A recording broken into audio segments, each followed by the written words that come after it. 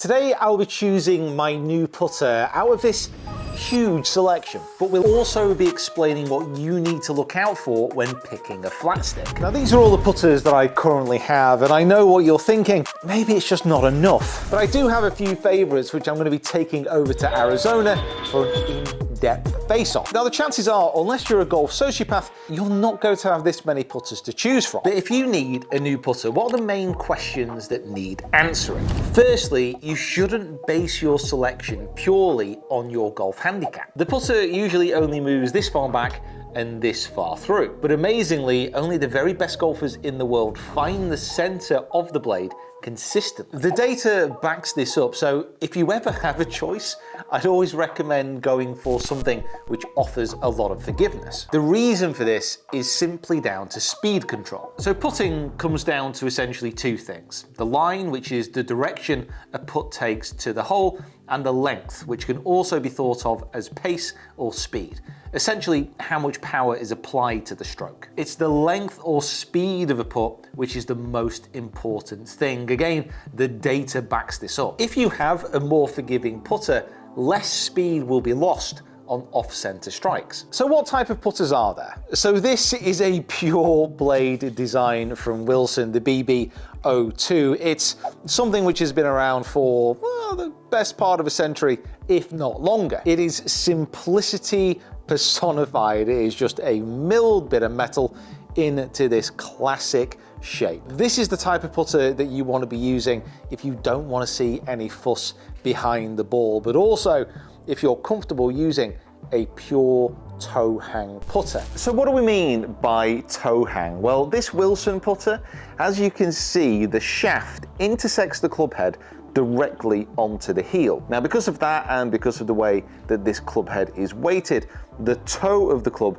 is pointing directly down at the ground. So this is a full toe hang putter. Now this putter is a partial toe hang. As you can see, the shaft intersects the club head a little bit more towards the middle of the club, basically in between the heel and the center.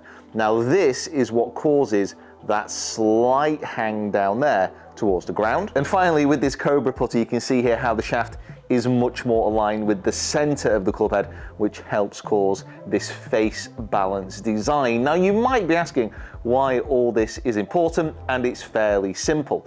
The more toe hang a putter has, generally the more you're going to want to rotate the club face through impact. The more face balance a putter is, it's more designed to be straight back and straight through, even though, as we speak about within this video, a straight back, straight through putter stroke doesn't actually exist. So if you're somebody who's a little bit twitchy over the short putts, this might not be the best club for you, but if you want something which is super simple, super sleek, and just super sexy, then it might be the right call. Next up, we have this answer style of putter. Now, it's called an answer style of putter because Ping, many years ago, released the answer model, which was a real step forward in putter design. And in this type of shape, not a lot has changed over the intervening years. However, this is one step up from a pure blade. Adaptations have been made in modern times. For example, this is the AI1 and the number 1 from Odyssey, and you can see here on the toe and on the heel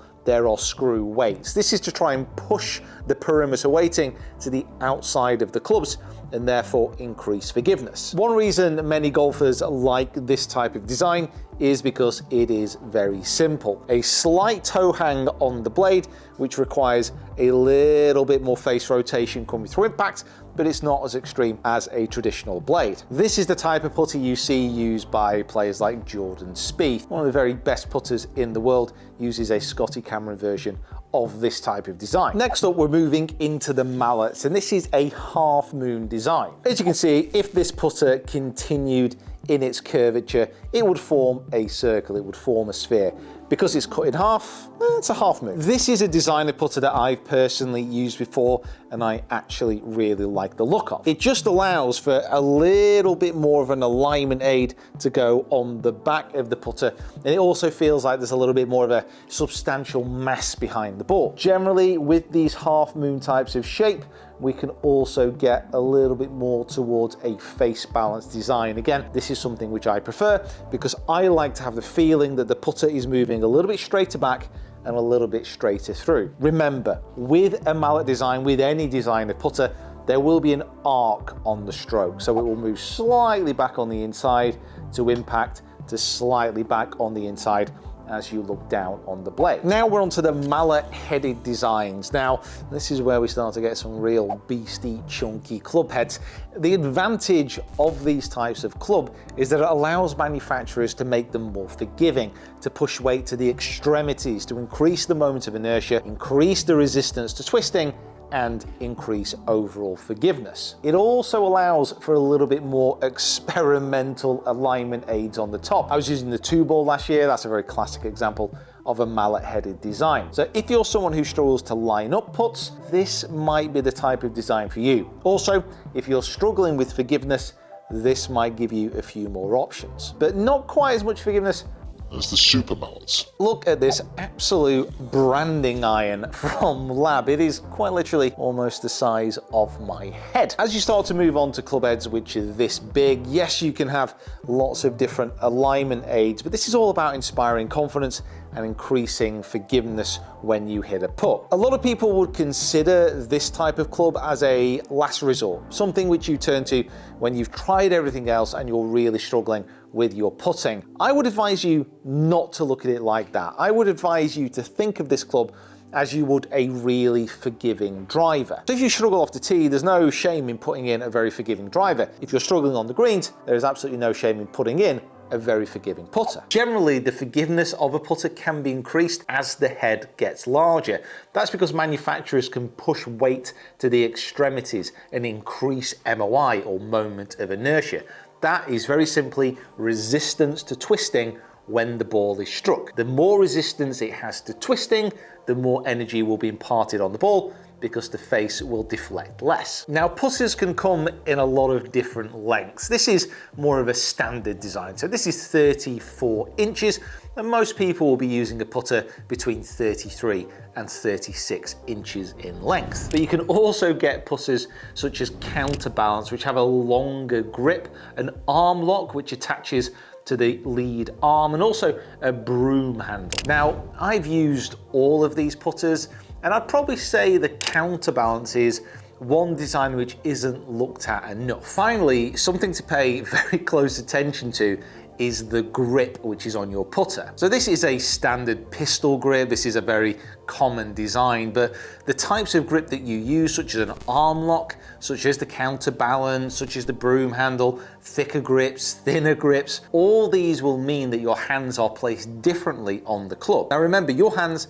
are your only point of contact between the club and the face. So how that feels and the type of grip that that will allow will greatly affect the overall technique. And if you venture into the dangerous world of internet shopping, you can see here that the amount of putter grips on offer are absolutely massive. So for example, look at this 2-thumb grip. This is designed so the thumbs go parallel onto the grip, almost like you're cradling the putter like you would a baby bird, if you've ever held a baby bird. Now, using this grip will vastly alter your technique when compared to that original pistol. It's actually quite hard to give advice on this. It's very much worth seeing a putting coach or getting a putter fitting to find the exact right grip for you, because this really is down to personal preference. Okay, you join me in the spooky looking corner. So let's have a look through at some of these putter models which I like, some of which I might take over to Arizona with me, but also some of the things that you should be looking out for. Now,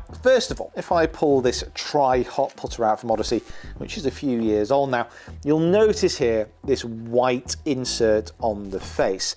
Now, this is an insert which makes the putter feel softer. A lot of people use different designs. The face insert isn't a given on any particular type of surface. What I would say is if you struggle with your putting and you want something to get the ball more to the hole, then potentially using a harder head might be better, but like I said, there's no guarantee. So, arm lock putters. Now, we've spoken about different lengths of putter, and you can see here with this design, it is meant to be pressed against that lead forearm. If you are someone who really struggles, especially with shorter putts, this might be a way to go. It anchors the club to your body, and it makes flicking of the wrists and those nervous strokes a little bit less likely. However, there is a sacrifice when using these types of club, especially on longer putts. Feel is not so easy when it's strapped to your left arm, especially on slower greens. Mizuno putters. I remember during a fairway down using a Mizuno putter to great effect. I might actually try and find that here. Talking about personal preference. This is a centre shafted putter, which I really don't like, if you can't tell. The reason I don't like them is because I've had a few absolutely shocking putting displays using them. So as soon as I put one down behind the ball, I get very bad memories.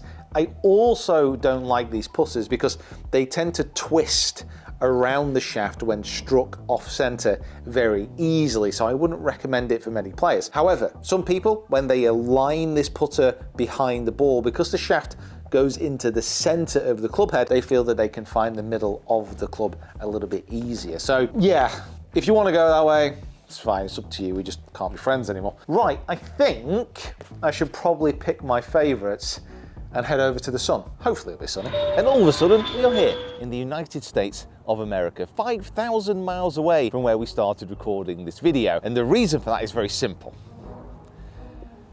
We have greens which are rolling.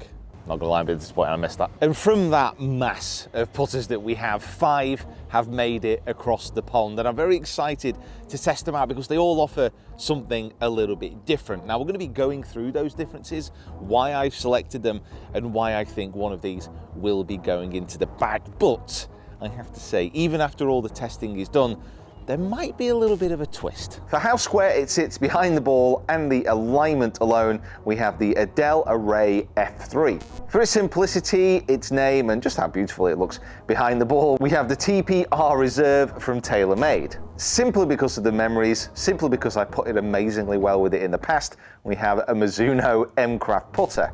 Out of all the new Odyssey AI1 putters, I've brought along the Half Moon 6T design. And even though it breaks some rules because it's technically my old putter, I put the White Hot OG2 ball because, well, it kind of just works. For these final 5 putters, I'm going to be putting them through a battery of tests. We're going to be going from short range to long range, and I'm going to be doing a pretty thorough job of this to make sure I'm selecting the correct putter. But in reality, a lot of what I'm doing here on the green is all about personal preference. As always, we're going to be talking you through the reasons why I'm making those decisions and how they might relate to your game. But please bear in mind that all the selections in this video and all the opinions are very much based around what I want within my own putting stroke and what I'm hoping for throughout this year. What I'll be hoping for in a demonstration is just a whole putt. How nice is it just to see a ball rolling there? Feels like I'm not seeing that in so long. Oh.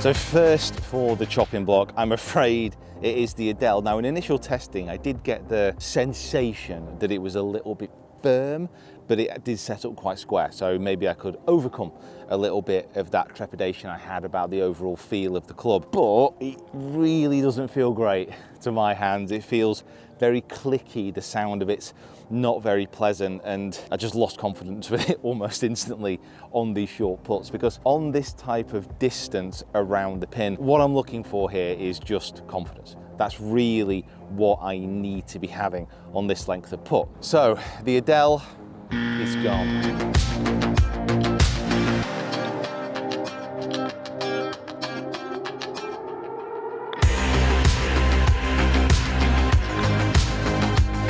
So next up, unfortunately, on the chopping block is the reserve putter. It's a great putter, it feels really good, I just don't feel that comfortable with it behind the ball. So I've mentioned a little bit about technique and how technique will affect the choice of club that you have. With my putting this year, I'm going to be grinding on my technique, you know, outside of competitions. You know, you should always practice every aspect of your game, but actually when I'm on the golf course, what I want to be doing is being a lot more reactive to the target. So it's look at the hole, as my eyes come back to the ball, my putter is already on the move as I take it back. I'm trying to be a lot more fluid. I'm trying to get a lot less tense over the ball. And when my eyes come back to the ball with this reserve putter, it just doesn't feel right. It doesn't look right. And I can't quite square that blade up as well as the other clubs. So unfortunately, the reserve is going.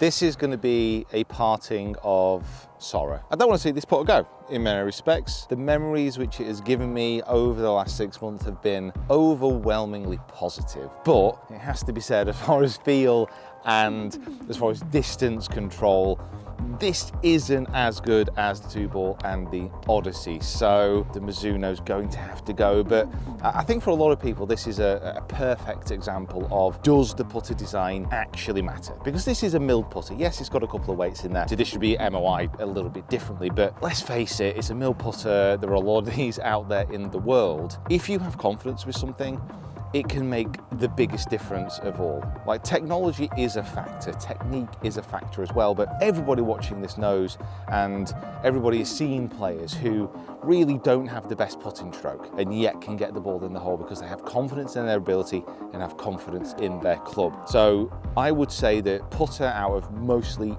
any other club in the bag, is more reliant on how you feel personally about it than just about the technology alone. So if you do have something that works, if you have something which you feel passionate about, if you have something which you know you can rely on, there's probably no need to switch. And then there were two. A battle for the ages. Two putters going head to head for a spot in my bag, in my heart, and for potentially a place in history. And the way we're going to do this is remarkably simple. We're going to have a 9-hole putting comp, stroke play, obviously. Every putt matters. Now, there will be a few people who will be saying, well, you've obviously not done enough testing with these clubs. How do you know? There has been testing going on quite a bit. We have hit a lot of putts here, but also elsewhere. I'm not going to show it all because, frankly, you'll be bored out of your minds.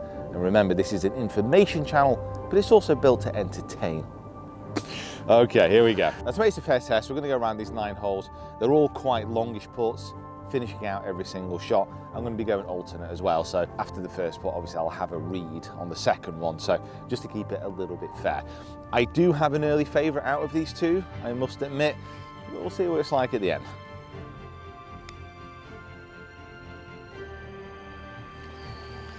A bit drippy to the right, good pace. That's something the AI putter so far has been really good with, pace control. Like, if I have missed, it's always been like that 1.5 foot past, which is nice. I mean, if you can get it dropping in the hole, then perfect, but as long as it's getting that tiny bit past the hole, that is ideal. And I've hit exactly the same putt. Level par after one.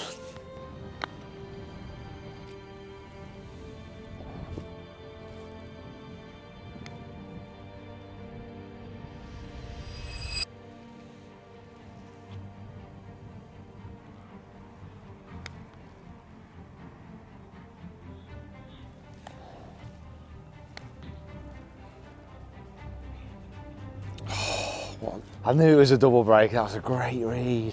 Ball, but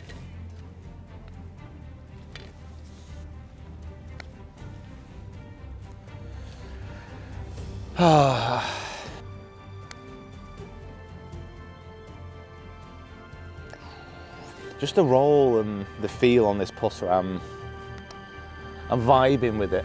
I'm vibing with it a bit more. And you completely let me down. 1 under, plays 1 over.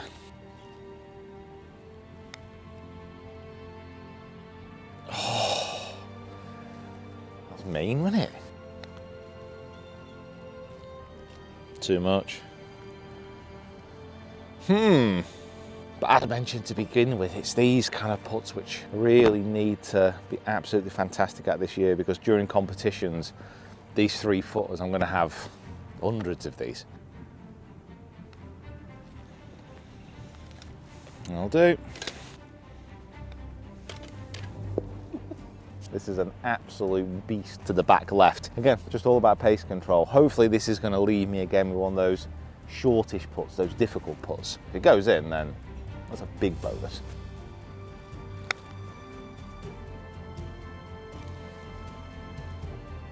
Great for pace. That's got to go. It's got to go big time.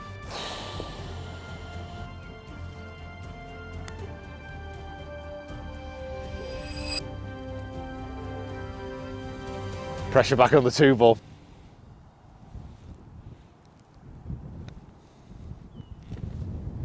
That was better. That was a better stroke. That's one, honestly, like on those left to right putts, that's one thing I feel the 2-ball is very, very good at. Just feels super stable. However, that does mean that the difference is still the same. One under plays one over with 1, 2, 3, 4 holes remaining. Oh, that was such a good putt.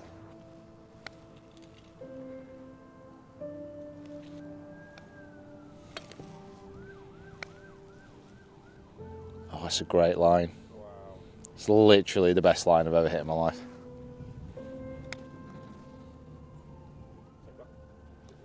Oh, it's dipped. Oh, that was a decent putt. It just swung loads. Damn. Okay. Level plays one over.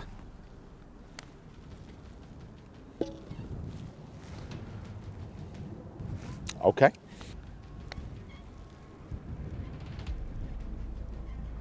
Oh, that was close. However, again, putting that pressure on. Kind of like it. Kind of needs it. Easy. Absolutely easy stuff. Right, level par, plays one over down the last. Looks quite straight. Got it.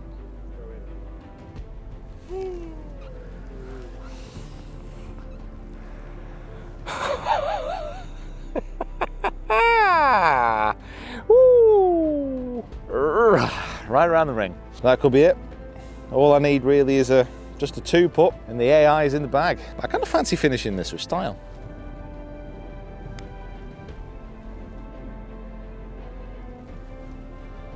And by style, I mean just a nice little tippy tap. That was a little bit of one of them, a bit of a hold off. You know what I mean? Didn't want to hit a hook. Well, there we go, folks. I think, to be honest, the only thing that would keep this out of the bag now is if I tried the AI 2-ball version and just gave that a little bit of a go. But in all fairness, confidence-wise, look-wise, and just kind of pace control, I had a couple of dodgy ones there, but in all the testing I've been doing so far, this for me has been the most consistent. And like I said, actually looks-wise and feel-wise, it's just been great. So, to go in the bag,